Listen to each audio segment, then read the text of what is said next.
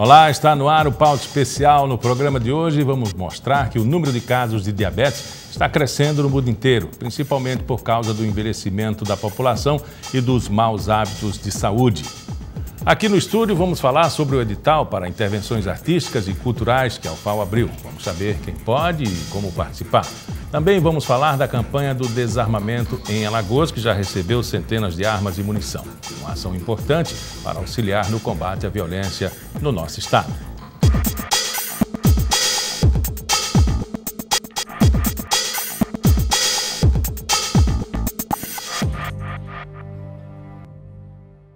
O crescimento de casos de diabetes é uma tendência mundial. Os médicos apontam como principais fatores o envelhecimento da população, a obesidade e maus hábitos alimentares. E a complicação mais comum derivada da doença é o chamado pé diabético, onde feridas que não cicatrizam geralmente levam à amputação dos membros. O exercício físico traz benefícios para quem sofre de várias doenças, entre elas o diabetes. Leonardo tem 26 anos. Aos 15 descobriu que era diabético. Toma insulina diariamente e consegue levar uma vida saudável. Se você é um diabético controlado, se você é um diabético que mantém um controle da sua glicemia, não há problema no final de semana, no sábado, no domingo, você consumir um doce, fazendo também a correção junto com a insulina de ação rápida. Mas nem todo mundo é assim. 1 em cada 5 brasileiros consome doces em excesso e 19% bebem refrigerante 5 ou mais vezes por semana. Entre os jovens de 18 a 24 anos, o índice chega a 30%. Os dados são do Ministério da Saúde. Não é sem razão que o diabetes já atinge 7,5% dos adultos, que nem de longe imaginam os males do alto consumo de açúcar. A gente está conversando sobre fatores de riscos que eles vão se somando ao longo de toda a vida, e esses fatores de risco eles vão lá na frente aumentar a probabilidade dos indivíduos desenvolverem doenças como diabetes ou qualquer outra, a obesidade e aí todas as suas outras comorbidades, como doenças cardiovasculares. A Organização Mundial de Saúde alerta: a cada 7 segundos um diabético é diagnosticado no mundo. No Brasil são 500 por dia. Mas nem tudo está perdido. Apesar do avanço do diabetes no Brasil, o número de internações causadas por complicações da doença diminuiu mais de 11% nos últimos 5 anos. Em 2010, eram 76 internações para cada grupo de 100 mil habitantes. Em 2015, esse número havia caído para 67.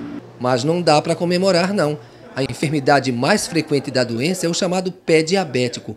Ocorre quando uma área machucada ou infeccionada do pé desenvolve feridas. Cerca de 20% das internações por diabetes devem-se a lesões dos membros inferiores. Se o pé não sente, se o pé falta circulação, vai ser difícil cicatrizar as lesões. Ou saber que eu tenho, porque o pé dormente não vai sentir a furada do prego, não vai sentir a ferida. Então a primeira coisa do cuidado é olhar para o seu pé. E se você não tem ninguém que olhe para o seu pé, põe o pé no espelho. Eu sempre digo, trate o pé como se trata o rosto. Aí assim você nunca vai ter problema. A Universidade Federal de Alagoas abriu um edital de intervenção artístico-cultural. O objetivo é valorizar a produção e a diversidade de linguagens urbanas de artistas que atuam no estado. A produtora cultural da UFAO, Simone Cavalcante, está aqui no estúdio e fala mais sobre o assunto. É uma perspectiva muito boa, não na fase de crise no país. É onde arranjar o dinheiro é a primeira pergunta.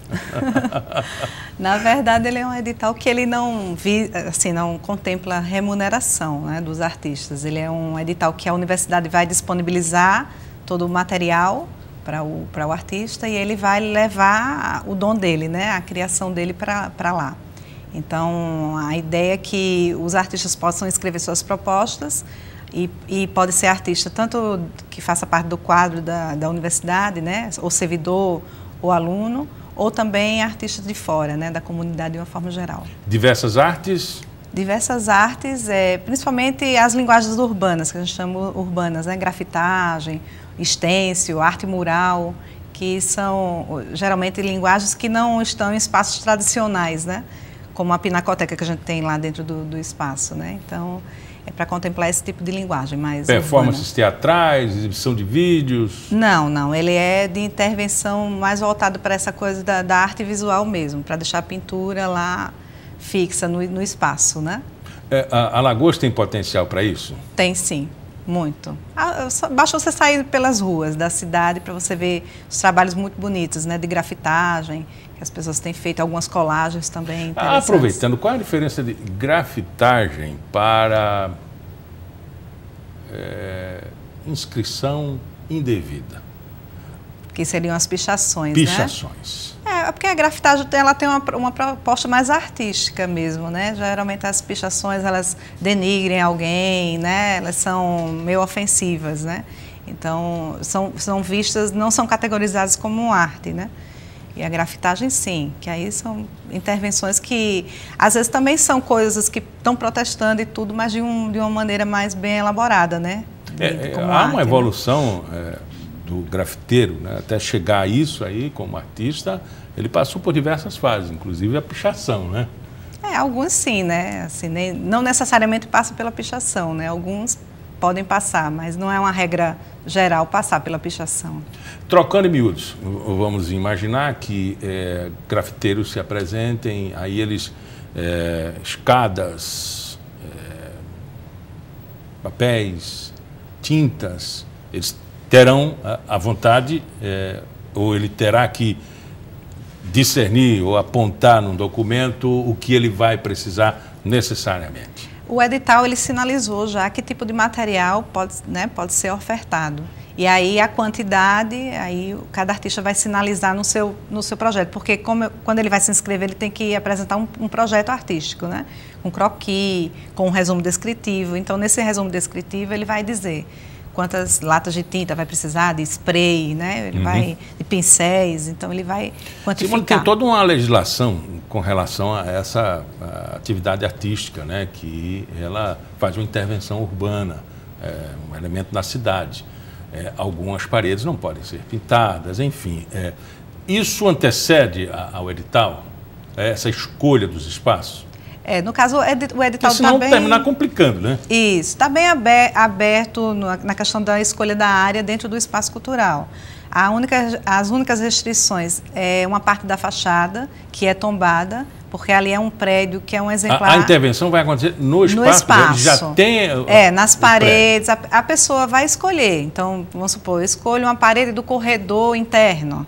Então, ela pode dimensionar a área que quer utilizar e pode utilizar livremente. Não tem uma restrição, não foi apontado já um número determinado de áreas. As pessoas é que vão definir. Então, pode ser teto, cultural da Sinimbu. Da Sinimbu. Pode ser teto, pode ser parede, pode ser... Tem uma torre lá no meio, que é uma caixa d'água, pode ser caixa d'água, pode ser parede externa. Então, não tem limitação a não ser esse espaço da fachada, a Pinacoteca Universitária, que não pode, porque já é um espaço museológico, não pode ter intervenção lá dentro, e a Escola Técnica de Artes. Com exceção desses espaços, todos os outros podem ser utilizados. Mas de uma maneira inteligente de economizar em uma mão de obra, né? É um museu aberto, na verdade é um museu aberto, acaba, digamos assim, concentrando tudo que a gente já vê pelas ruas, né?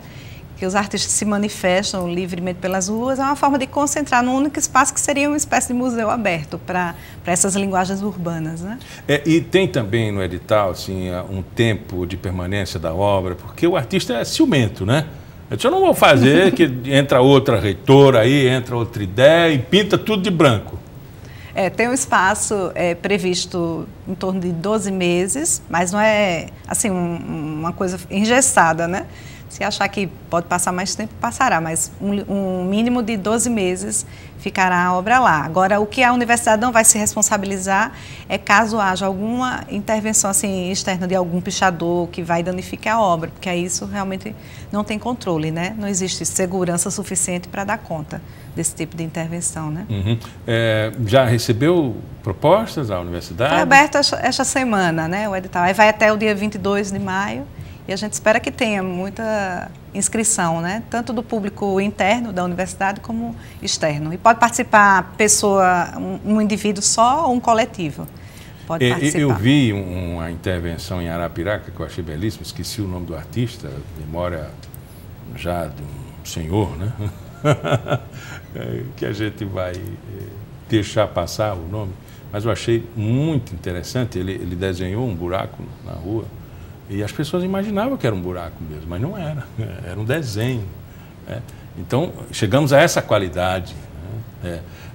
E nós temos diversos artistas, como você já mencionou, capazes de transformar aquele espaço, assim, às vezes até meio tanto sinistro à noite. A gente que já frequenta aquele negócio lá há muito tempo, aquela fase escura da noite e a falta de segurança, né? E deve melhorar a frequência das pessoas, né? Os artistas vão prestigiar mais e isso traz segurança para o lugar. Com certeza. E atrai também culturalmente, né?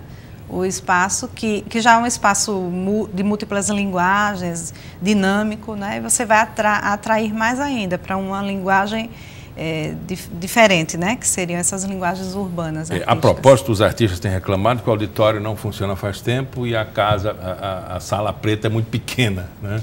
Então, se vai aumentar a frequência vai ter que melhorar também isso. A estrutura, com certeza. Está dentro da perspectiva, na possibilidade disso? Assim, sobre esse tema fica complicado eu estar respondendo por ele, mas com certeza estão pensando, né, em reestruturar melhor o espaço para poder atender, né, esse fluxo maior. Conversamos com Simone Cavalcante, produtora cultural da UFAL. Muito obrigado pela entrevista. Obrigada também. No próximo bloco, aqui no estúdio, a gente fala sobre a campanha de desarmamento de Alagoas e a importância dessa ação para o combate à violência no nosso estado. Até já.